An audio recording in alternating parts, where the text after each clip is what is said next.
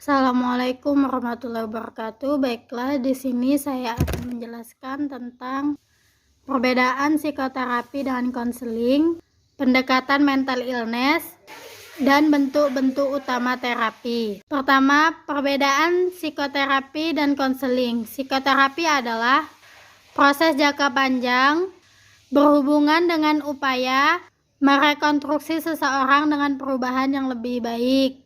Sedangkan konseling adalah suatu proses yang lebih insentif berhubungan dengan upaya untuk membantu orang mencapai tujuannya. Perbedaan psikoterapi dan konseling dari segi tujuan klien, konselor, dan penyelenggara.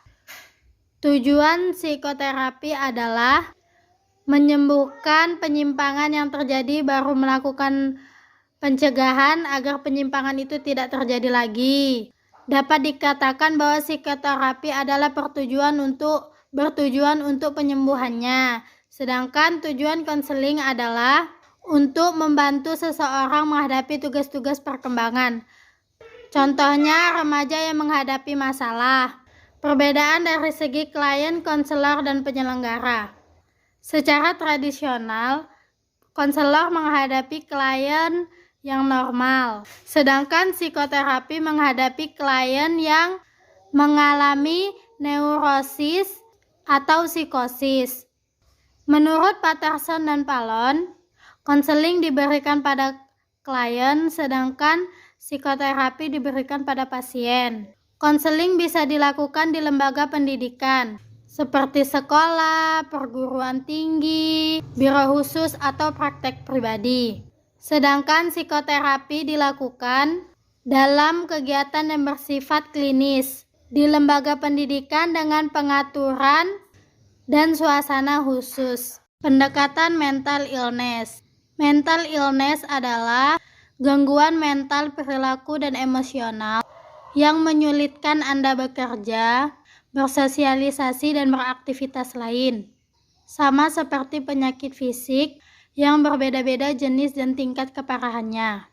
Gejala mental illness. Yang pertama, merasa sedih dan sulit merasa bahagia. Yang kedua, kebingungan saat berpikir, serta menurunnya kemampuan untuk berkonsentrasi. Yang ketiga, perasaan cemas yang berlebihan.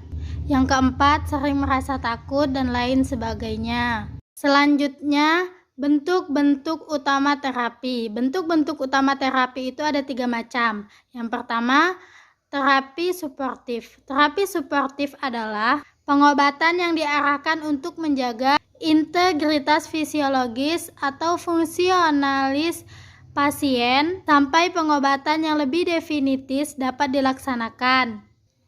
Dapat diartikan terapi suportif sebagai jenis terapi yang dimaksudkan untuk memberi dorongan, semangat, dan motivasi agar klien tidak merasa putus asa.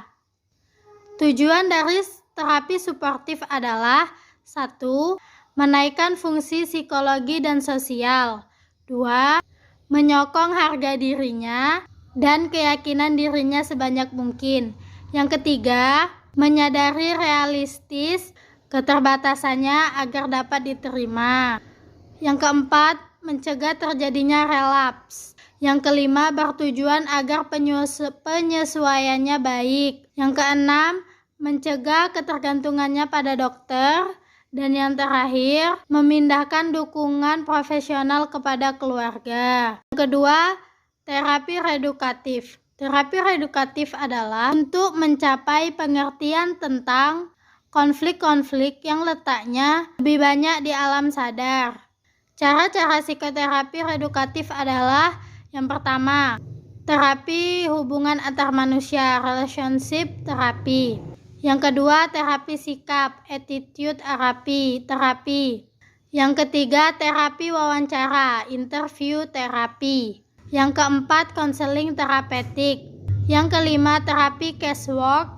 Yang keenam, reconditioning. Yang ketujuh, terapi kelompok yang reedukatif. Dan yang terakhir, terapi somatik 2. Yang ketiga yaitu terapi rekonstruktif. Terapi rekonstruktif adalah terapi yang menyelami alam tak sadar melalui teknik, seperti asosiasi, bebas interpretasi mimpi, analisa daripada transversi. Tujuannya adalah untuk merubah kepribadian sehingga tak hanya tercapai suatu penyesuaian diri yang lebih efisien. Tujuan akan tetapi juga suatu maturasi dan pada perkembangan emosional dengan dilahirkannya potensi adaptif baru.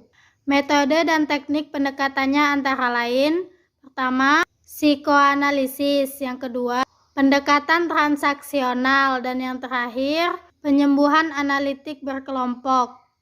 Mungkin hanya itu yang bisa saya jelaskan, kurang lebihnya saya mohon maaf, kepada Allah saya mohon ampun. Wabillahi taufiq wal hidayah. Wassalamualaikum warahmatullahi wabarakatuh.